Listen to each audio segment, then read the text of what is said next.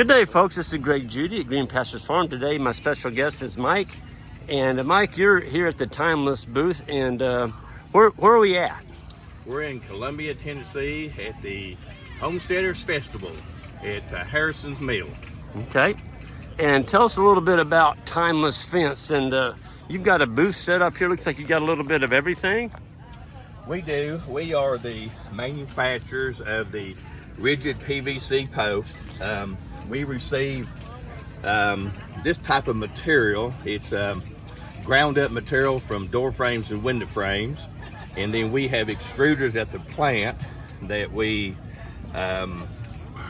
extrude in different profile sizes, T-post and H-post. We have 3 different sizes of the T-post. This one here happens to be one of the most popular. It's a 5.5 by 1 3/4 T-post. Okay. This is primarily used for boundary fences. Yep. It's already pre-drilled. Pre-drilled. We have 3/8 inch diameter holes. They're on 3-inch centers. Okay. So the customer can decide what kind of spacing they want. If they want a 6-inch spacing or a 9-inch or a 12-inch. You can decide based on your livestock type. Yep. You know, sheep usually you're a little bit closer at the bottom. Right. Probably about 3 wires.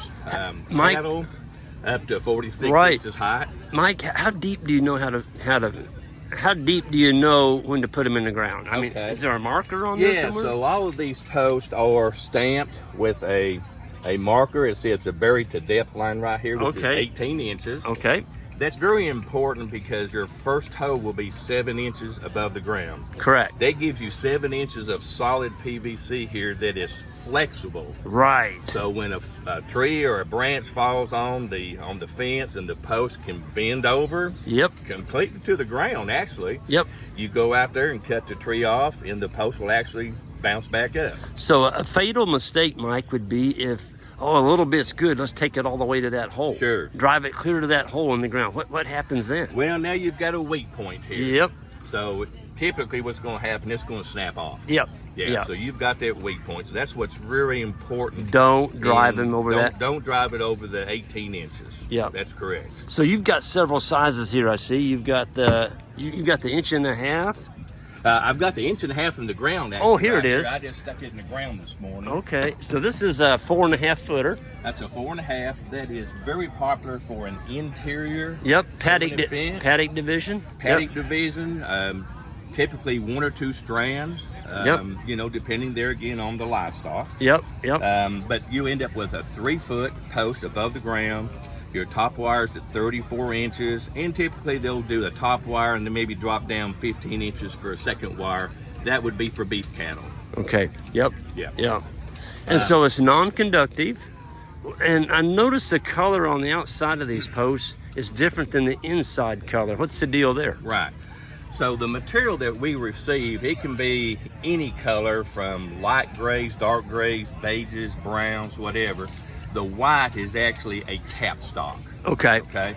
So I'll back up just a little bit. The material that we receive that's from the window frames and door frames, that is all UV protected. So when it's actually melted in the extruder around 375 degrees, you can just imagine all that is what's making up this post. And you have UV throughout that entire post, not just on the outside. I didn't know that. So the capstock is titanium oxide with the UV. Also, that's the white. Okay. We also provide it in black and brown. Okay. But the white is the most popular. Popular. Yep. Absolutely. Makes a darn attractive fence. It does. You know, it stands out. And then that's why we have the brown and black, because there are some people that like for it to just kind of blend in with the environment. Yeah, they don't want that contrast out there. Exactly. Yeah. Right.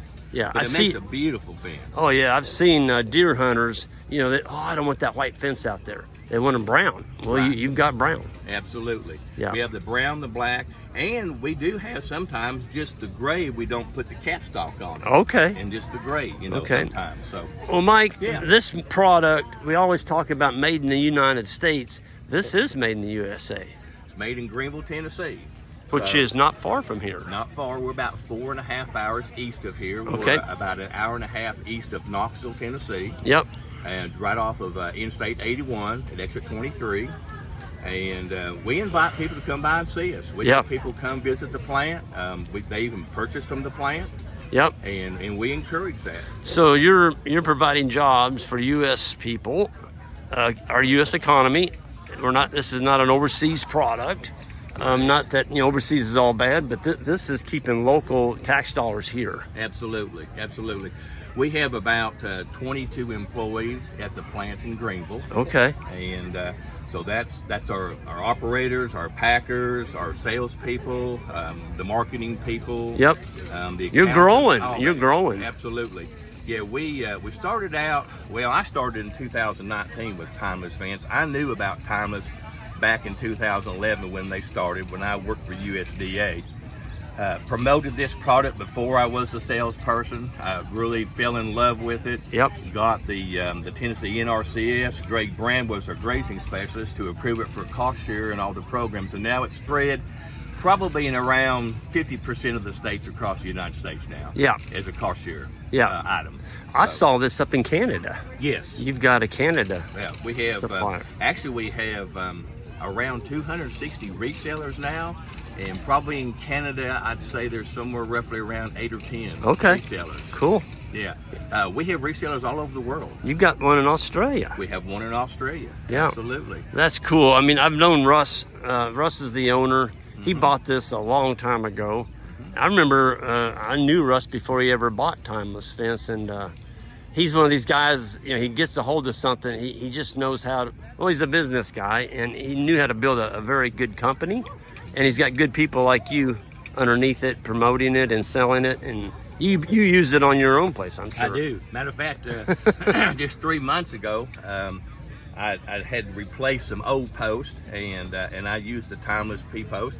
I typically use a 4-pound hammer. That's what I drove this in the ground this morning with. Okay. And I left the 4-pound hammer at the plant. So I thought, well, what do I have? All I had was an 8-pound sledgehammer. You didn't use a sledgehammer. And I used an 8-pound sledgehammer, and I beat it as hard as I could. Unbelievable. And I did it for this one reason. People ask me, well, don't you damage that right there? Doesn't it mushroom? I said, I beat it with an 8-pound sledgehammer, and that's what it looks like right there. That's amazing. The reason I believe you is I saw Russ when he first bought the company. He brought some of these to our farm, and we were putting them in as a demonstration fence where we have our grazing school. And Russ hit a root, a big root. Yep. I said, Russ, you're going to have to move that post. He had a porta power on it, sitting there just beating on it. Right. He said, Greg, give it a minute. And about that time, that darn post went through that root. Yep. I still can't believe that to this day, but it did it. I saw it, and that post is still there. Yeah. Well, one of the neat things about the PVC, with steel posts, they hit a root or rock, and if it goes off at an angle, you can bend that. Yeah. Well, you can't bend this to do that. No. But guess what? There is a trick. And I tell everybody, you're driving these posts in the ground, and then all of a sudden it takes off to the left or the right or whatever. Yep. And you can't pull it back up. Right. And they say, what do you do? I said, don't worry about it. Run the wire through there, get everything done, then come back to that one post and use a split bolt. So your post is at an angle, go ahead and move that post over, put that split bolt on the wire right there to hold it straight like you want it, and you're done. Oh. So you don't have to worry about it. Okay, so You can straighten it up. So just a little old split bolt on the wire. sits on top of your wire, and then you just go ahead and put your washer back on there. And that keeps and your post put a knot straight. on there, and Yep. then it'll keep your post straight. That's right. Well, I get this. People are concerned about. I live in a rocky area. Yeah. I can't drive them, but you all sell a bit, or you recommend getting a bit Right. on a cordless drill and just drill it a pilot hole. We even have a hammer drill at the office, a Milwaukee hammer drill. Many times I have gone out with a masonry bit Yep. in shale ground or rock cobblestone in a bottomland. Yep. And had to use that to drill as a pilot hole. And then put this in. And then drive it in with a 4-pound hammer. Typically that bit needs to be a 1/4 of an inch in diameter, smaller than the size of your T-post. So you got a nice tight post when you're done. Absolutely, yeah. Yeah. And there again, you can't pull it out by your hand. Yeah, yeah. Well, I just saw your picture here, Mike. That's my friend George Heller there. Yes. That's a picture of his farm in Minnesota. In Minnesota. Mhm. And George is a dealer now, and he's come to our grazing school many years. That's a good looking fence. Yep. Yeah, he did a good job. The A-frame braces, those are awesome. Yeah, yeah. These are our most popular end braces or corner braces. So when you get these from us, they come as a kit as an end brace. Yep. 2 end braces make up a corner. Yep. And all of our braces are that way, whether it's the classic or the super, but this is the most popular. Mike, he's pulling 5 wires there, Yes, and it's holding it. yes. And you can see he's got some moisture there. I mean, it's not pulling out. Exactly. That's a stout corner. These are a minimum 30 inches in the ground, Yep. and we'll even use a single H post by itself in a dip where you have upward pressure. Right, right. And we'll put it in the ground, put an 80-pound bag of Quikrete at the bottom, backfill it with dirt. and It's then there. It's there. Yeah, you're not pulling that It'll out. take care of the upward pressure in a dip. Yep, yep. Well, Mike, I want to thank you for your time this morning, explaining your product. And folks, if you want to find out more about what Mike and them have going here in Tennessee, it's Timeless Fence. Here is their, there it is right there. You can go to timelessfencesystem.com, and there's their toll-free number. And again, it's made in America. They're using recycled material that would end up in a landfill, and they're using it to make a great product. Mike, thank you. Thank you, Greg. Appreciate you coming by. All right, folks, y'all hit that subscribe button on the way out if you would, and we'll see you down the road.